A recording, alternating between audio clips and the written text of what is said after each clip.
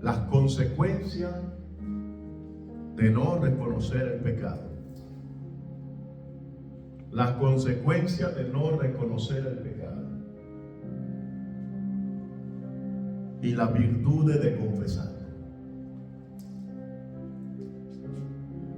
Desde el Génesis, el Señor nos muestra la naturaleza humana.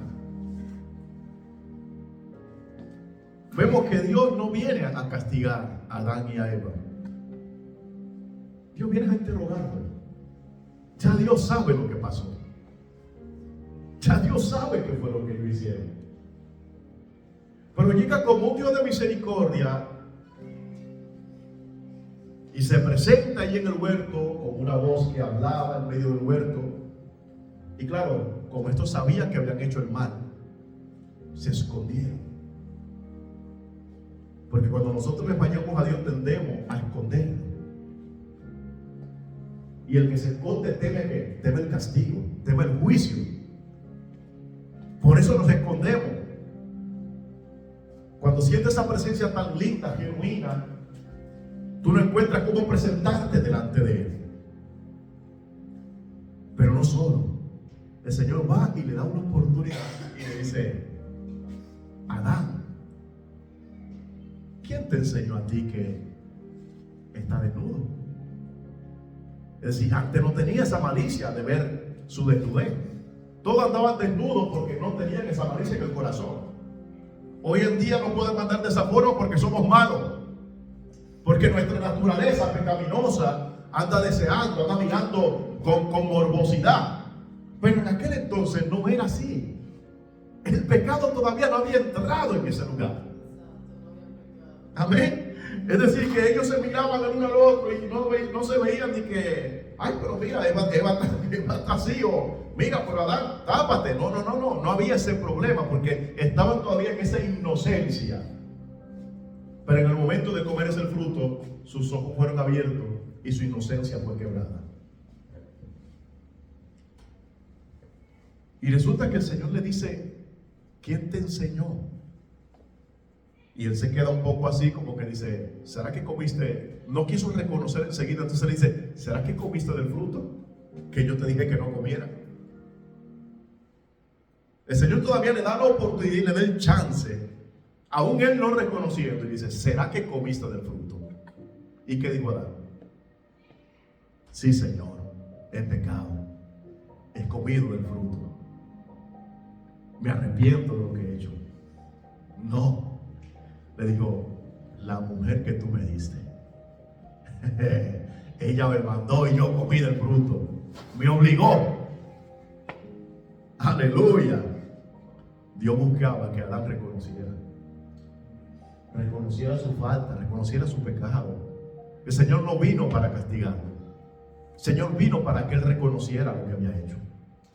Claro, entonces le da la culpa a la mujer y dice: bueno, vamos a darle una oportunidad a la mujer. Digo: mujer, ¿qué has hecho? Y la mujer, ¿qué dijo? Señor, me dejé llevar y comí del fruto y... No, la serpiente. Aleluya. Por culpa de la serpiente me comí el fruto. Y así muchas veces nosotros, cuando cometemos errores, cuando cometemos falta, siempre andamos buscando un culpable. Siempre andamos buscando un responsable de lo que nosotros hicimos. Cuando los responsables somos nosotros mismos. Si yo peco, si yo le fallo a Dios, no es porque encontré una piedra en el camino, no es porque alguien me empujó, sino que yo tomé la elección de pecar. Aleluya. Es una decisión, es una elección. Adán no estaba obligado a comerse el fruto, por más bonito que fuera. Adán eligió comerse el fruto, porque en su corazón estaba tentado en comérselo. Hace rato que él llevaba esa tentación en el huerto, pero como que nunca se acercó. Pero la mujer se acercó primero. Dice la palabra de Dios que el enemigo nos tienta según nuestros propios deseos. Es decir, que ese deseo hace rato que estaba en el corazón de Adán y en el corazón de Eva.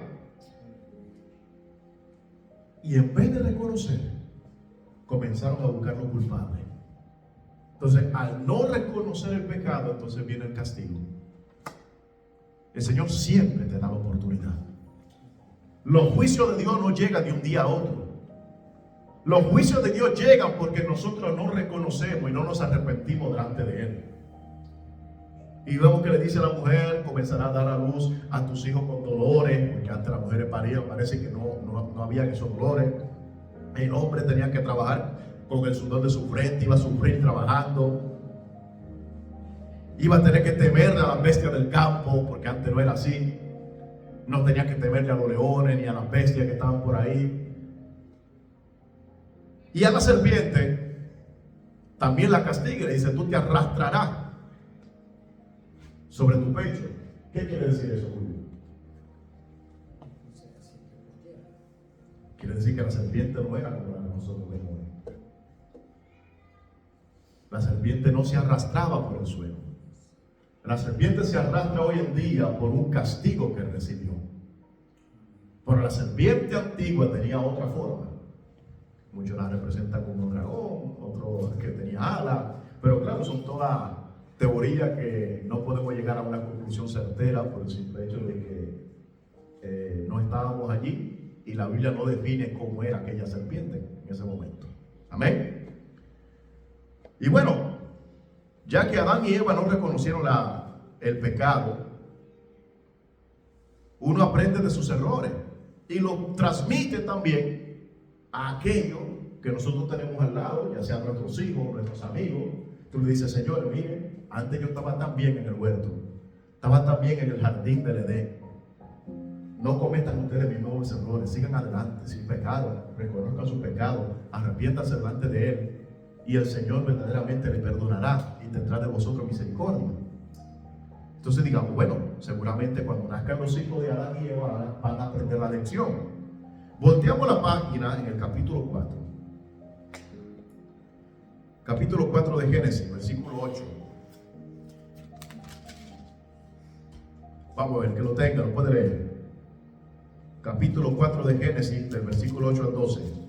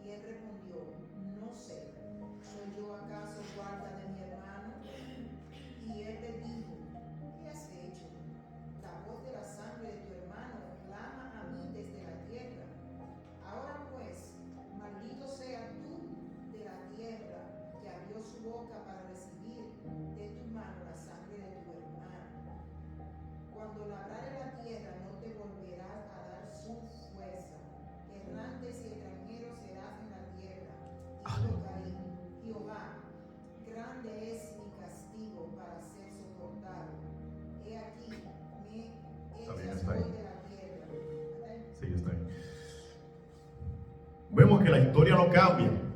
A Adán y a Eva le nacen unos hijos. Caín, a causa de la envidia, a causa de que el Señor no recibió con el mismo agrado la ofrenda de Abel como la de Caín, pero simplemente porque no lo hizo bien. Si nosotros hacemos las cosas bien, el Señor las aplaude y lo recibe. Entonces dice que Caín mató a su hermano, y aún matando a su hermano, vemos la misericordia de Dios que se acerca a él. Primero le dice: ¿qué pasa? ¿Qué has hecho, Caín? ¿Dónde está tu hermano? Y en vez de reconocer y decir: Señor, fallé, maté a mi hermano. Si él hubiera dicho de esa forma, la situación hubiera sido otra. Aún matando a su hermano, Sin embargo dice: ¿acaso soy yo guarda de mi hermano? Queriendo como burlarse de Dios, sabiendo que los ojos de Dios están sobre nosotros.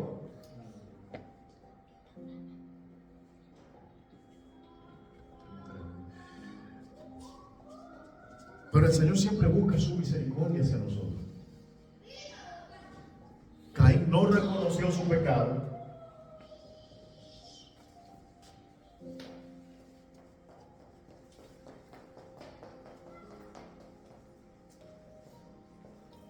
Aún el Señor dándole la oportunidad,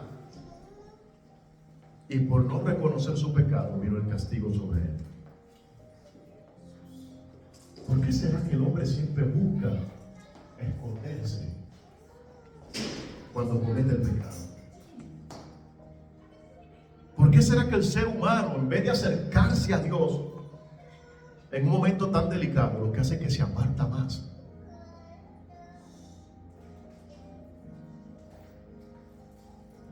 Mayormente el que tropieza, coge y se descarría y no vuelve más a la presencia de Dios. En vez de reconocer la misericordia hermosa de Dios que te dice, güey, mataste, hiciste el mal, no lo vuelvas a hacer, pero ven. No, solemos escondernos porque sentimos que esa espiritualidad que teníamos fue quebrada, fue quitada de nosotros, porque el pecado no se relaciona con el Espíritu Santo. Amén. Entonces no es verdad que usted va a hacer lo que le da su gana, caminar como le da su gana, y que el Espíritu Santo está lo más de tranquilo ahí, en esa casa que es usted. El Espíritu de Dios se contrista. Y no es que se va enseguida, te da la oportunidad, te da el chance. Te da una, te da dos, pero llega un momento que dice, ve, aquí no me quiere. Y se marcha. Otros ejemplos. En Hechos de los Apóstoles, capítulo 5, en el Nuevo Testamento,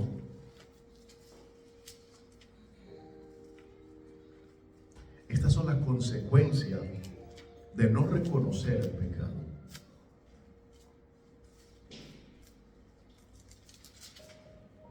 Muchas veces vemos a nosotros a Dios como un ogro, como un monstruo que, si tú pecas te vas a morir, si tú pecas te voy a destruir. Y el Señor siempre lo que ha buscado es que el hombre y la mujer reconozcan su error. Capítulo 5, del versículo 1. Vamos a ver todos juntos, venga.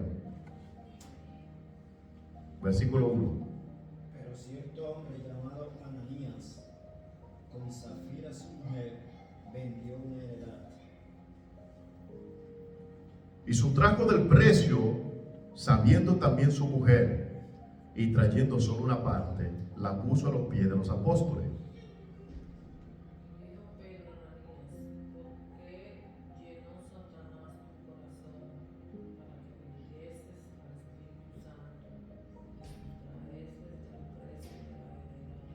¿Para que mintiese a quién? Aleluya, seguimos.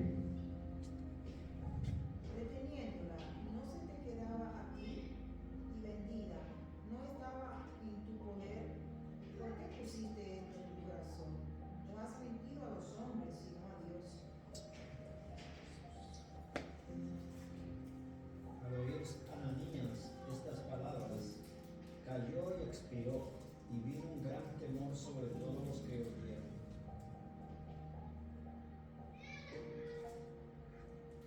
Y levantándose los jóvenes, lo envolvieron y sacándolo lo sepultaron.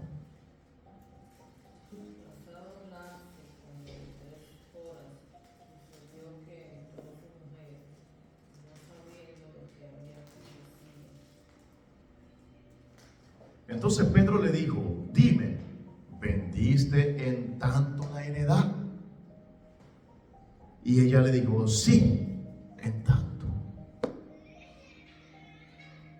Y Pedro dijo, ¿por qué no vinisteis a intentar al Espíritu del Señor? He aquí a la puerta los pies de los que han sepultado a tu marido, y te sacarán a ti. Al instante ella cayó a los pies de él y expiró. Y cuando entraron los jóvenes la hallaron muerta y la sacaron y la sepultaron junto a su marido. Y vino gran temor sobre toda la iglesia y sobre todos los que oyeron estas cosas. Las consecuencias de no reconocer el pecado, la consecuencia de no reconocer el error. Entonces vemos que también en el Nuevo Testamento, no solamente en el Antiguo Testamento, un cierto Ananías con Zafira su mujer vendieron una heredad Pero estamos hablando de un tiempo donde el poder de Dios se manifestaba de una manera sobrenatural. Era tan tal el poder de Dios manifestado que dice que cuando pasaba la sombra de Pedro sobre los enfermos, dice que los enfermos se sanaban. Eso era algo sobrenatural, el poder de Dios que se estaba manifestando en aquel entonces. Dice que traían los paños de los apóstoles o de los que servían al Señor. Y dice que solamente con los paños de ellos lo imponían sobre los enfermos y los enfermos terminaban sanos. O sea, hasta en el sudor estaba la unción de Dios metida en esa gente. Entonces, imagínense, en medio de ese poder sobrenatural, esta gente se atrevió a hacer esta barbaridad. No estamos hablando de cualquier cosa. Cuando en medio de todo eso, ellos sabían que era Dios que se movía ahí. Ellos veían que era Dios que se manifestaba. Por eso no hubo misericordia para ellos. Era una manifestación demasiado fuerte, demasiado grande, como para tú ahora coger y decir: voy a engañarlos y vender una heredad en tanto. Eso es como aquello que muchas veces quieren venir a orar haciéndose llamar profeta y quieren orar por alguien que está en la intimidad con Dios. Eso es delicado, hermano. A mí, cuando me toca orar por un hombre y una mujer de Dios, no es lo mismo que cuando me toca orar por cualquier hermano. Porque usted entiende que usted está hablando con alguien que está conectado con el cielo. Y que en cualquier momento está ahí para pararle y decirle: hey, este no es el Dios que yo conozco. Entonces, Ananías y Zafira tuvieron la osadía de mentirle en la cara a Pedro. Pero no fue a Pedro. Ahora mismo Pedro era la representación del Espíritu Santo en persona ahí delante. Por eso es que le dice: ustedes, ¿por qué convenisteis en tentar al Espíritu de Dios? Ustedes no han mentido a los hombres, ya han mentido al Espíritu Santo, le han mentido a Dios. Y vemos que le da una oportunidad 3 horas después también a la mujer. Le dice: hey, vendieron en tanto la heredad. No era obligado a dar esa heredad. No era un mandamiento. Era algo voluntario. Pero como querían hacerse ver por los hombres, cayeron muertos y no tuvieron vuelta atrás. Y esas son las consecuencias de no reconocer nuestro pecado. Pero, segunda de Crónicas, capítulo 7, versículo 14. El Señor nos da la alternativa, nos da la solución. La segunda de Crónicas, capítulo 7.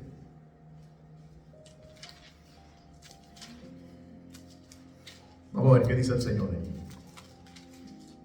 Si se humillare mi pueblo, sobre el cual mi nombre es invocado, y oraren y buscaren mi rostro, y se convirtieren de sus malos caminos, entonces yo oiré desde los cielos y perdonaré sus pecados y sanaré su tierra. Y sanaré su tierra. Ese es el Dios que yo conozco. Dios no es un ogro, Dios no es un monstruo. El Señor busca que su pueblo se humille, que se arrepienta de sus malos caminos. Aleluya. Y dice que se vuelva atrás. Dice: entonces, cuando eso pase, yo oiré desde los cielos la voz del que clama. Aleluya. Y no solo oiré, sino que dice que perdonaré su pecado y sanaré la tierra. La tierra vive enferma a causa del pecado no reconocido del pueblo.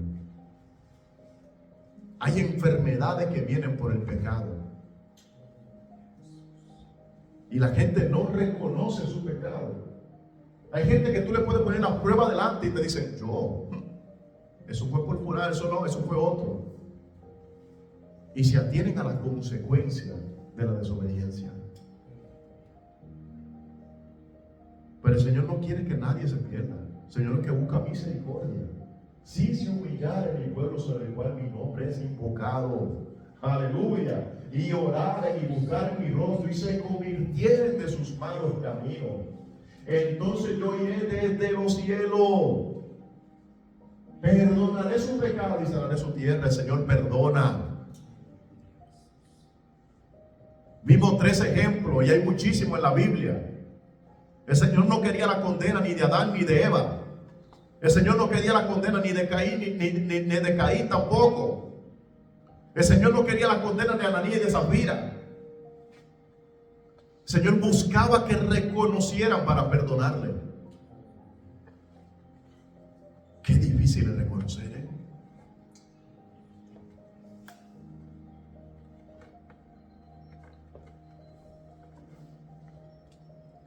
Salmo capítulo 51, versículo 3.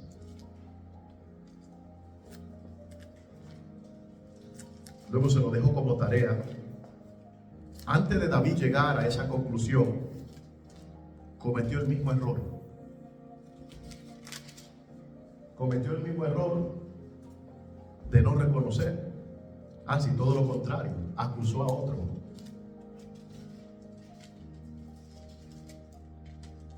Y eso ustedes se lo pueden apuntar, lo pueden encontrar en 2 de Samuel, capítulo 12, cuando David es visitado por el profeta Natán, porque había cometido pecado con Berseba y había matado prácticamente a Uría, su esposo.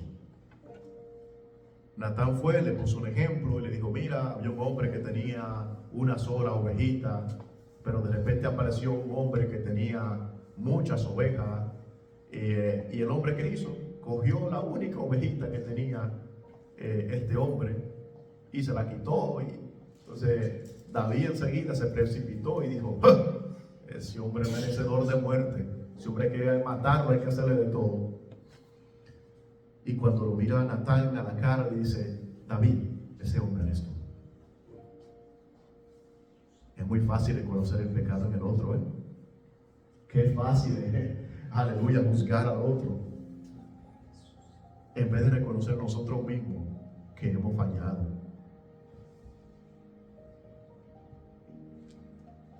Yo me acuerdo cuando iba a la iglesia de La Llama, allá en República Dominicana, cuando usted entraba por la puerta, oye, usted era desnudo que estaba. Usted no podía traer nada escondido en esa iglesia, que desde que usted pasaba allá se levantaba una ancianita o alguien revelando su vida por completo. Y a veces me ha pasado que estaba sentado en la silla y decían: tú, vete, y yo digo, y a veces hacía yo el chivo loco, de que mirando para atrás buscando a alguien, de que será con alguien de ahí atrás, y nos dice: no, mira para atrás que contigo. Aleluya, gloria al Señor. Era tremendo, pero eso es necesario muchas veces para que nosotros entendamos que con Dios no se juega. Dios es real, de Dios nadie se puede esconder. Dios nos ve en todo momento. En ningún momento podemos nosotros escondernos de Dios como quisieron hacer Adán y Eva, que se pusieron detrás de un árbol. No, Dios te ve. Salmo 51, versículo 3, que dice: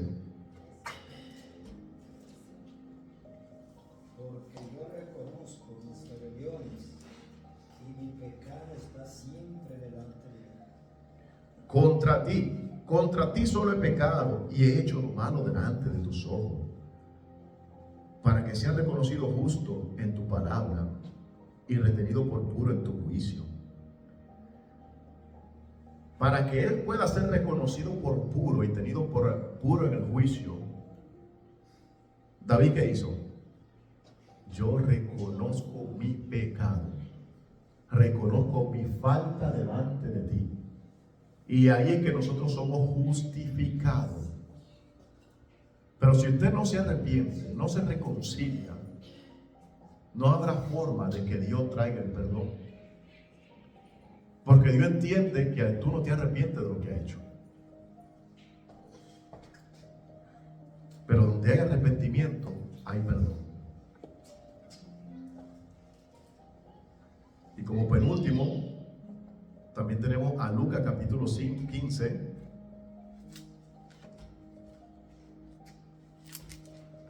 versículo 21. Evangelio de Lucas capítulo 15, versículo 21.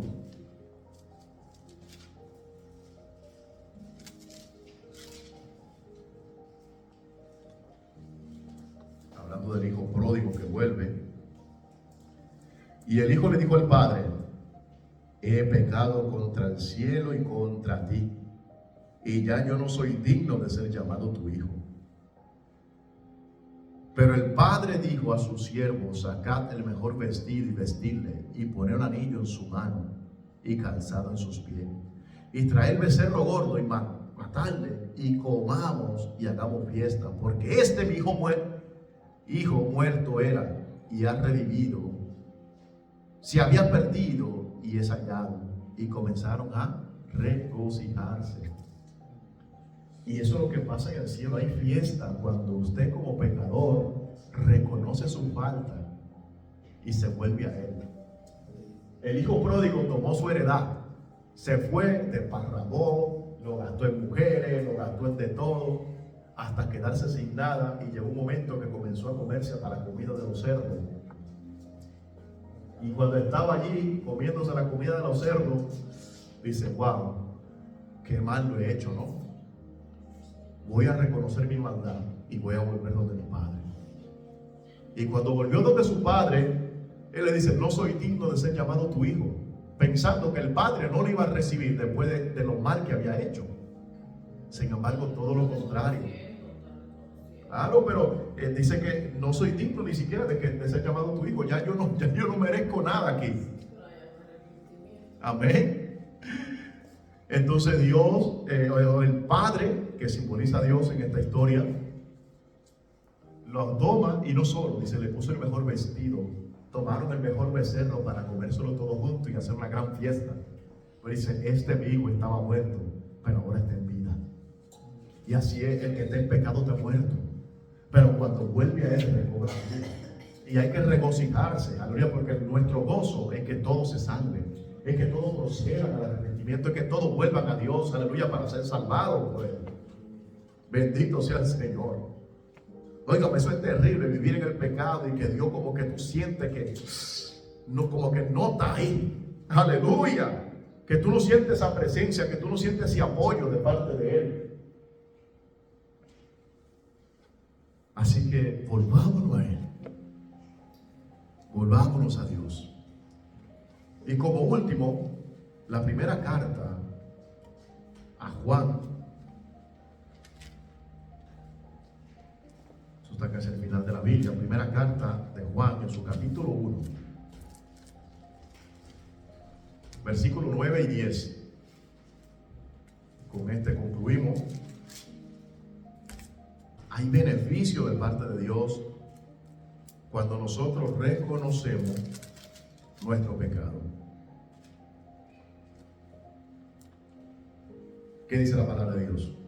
Versículos 9 y 10. Si confesamos nuestros pecados, Él es fiel y justo para perdonar nuestros pecados y limpiarnos de toda maldad. Si decimos que no hemos pecado, le hacemos a Él mentiroso y su palabra no está en nosotros. Es decir, Él no está diciendo que ustedes son perfectos o que somos perfectos. Está diciendo: yo reconozco que cada uno de ustedes falla. El único perfecto es Dios. Nosotros estamos llenos de imperfecciones y llenos de fallos. Pero Él dice: si nosotros confesamos nuestro pecado, y no al cura que está ahí que detrás de una armario ahí y después se lo cuenta a todo el barrio, sino a Él. Acérquese a Él, confiesa sus pecados delante de Él. Y si propio necesita oración, acérquese a alguien espiritual, a alguien de confianza, no a cualquier gente, ni a ningún chismoso que lo que va a hacer es derrumbarte en vez de levantarte. A alguien espiritual, a alguien de confianza que te pueda ayudar a ser restaurado. Porque hasta el que da un consejo a alguien que ha cometido el error, dice la palabra en Gálatas capítulo 6, me parece, que dice que te revise a ti mismo. No vayas a hacer cosas que tú también seas tentado. Me acuerdo siempre de esta frase que decía un predicador. Y decía: ¿por qué juzgar a tu hermano por cometer un pecado diferente al tuyo? Es decir, el pecado de los demás siempre va a ser más grande que el nuestro. Tú miras en nosotros y dices, uff, lo que hizo fulano. Y tu pecado tú lo ves como diminuto. Que tú dices, el mío nunca alcanzará el tamaño del suyo.